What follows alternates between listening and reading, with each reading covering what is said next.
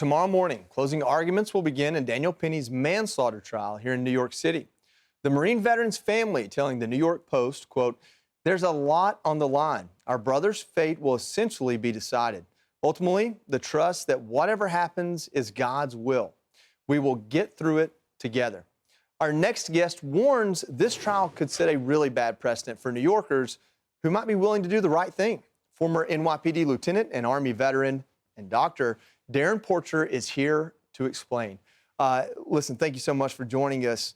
You know, we were talking about this. I'm looking at your POV. Really, what happens as far as a verdict is one thing, but the fact he was put on trial for this, that really sends a message to the rest of the city if they're in a similar situation. Absolutely, Joey. This sets a bad precedent because we as common New Yorkers want to step in and help our fellow New Yorkers when they're in need. This is a person that's protecting people that don't have the ability to protect themselves. And I give you an example. If you and I were on this train, I would have taken the top, you would have taken the bottom, and then we would have switched up when we had him on the ground. Because it's important that not just police, but we as a community come together when our fellow citizens are in jeopardy. Yeah, you know, you're a former NYPD lieutenant, so you're a police officer out there. You're walking the streets. Things like this happen. You guys can't be everywhere. I mean, there's some bit of assurance knowing that your community wants to police itself and help each other out between when it happens and when you get there. What does it do for the police officers in this city to know that, hey, now citizens are just going to stand by and watch? It presents a bad precedent for police, knowing that the citizens are not going to step up.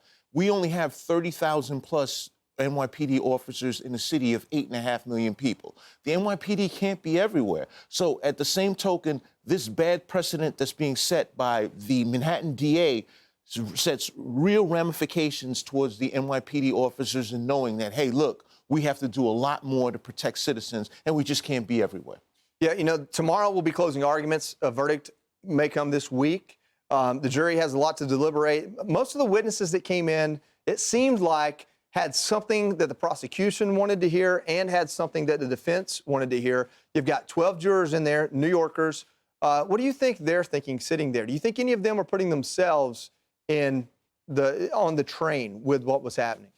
It's very difficult to speculate as to how the jurors may see things. We had a defense expert that came in and stated that the cause of death for Daniel Penny was not the chokehold. Yeah. And then you have the prosecution that presents an amalgamation of different witnesses that present different narratives. So it's really hard to see because I've seen verdicts that have gone extremely to the left, extremely to the right, but I'm hopeful and I'm confident that Mr. Penny will be vindicated and cleared and we can put this trial behind us. Yeah, you're a veteran police officer. I'm a veteran. It'd be hard for either of us not to take action. Obviously, nobody wants to see somebody die. I don't think Daniel Penny wanted to see anybody die, but that's what happened. And hopefully the jury sees the innocence and the hero that he is.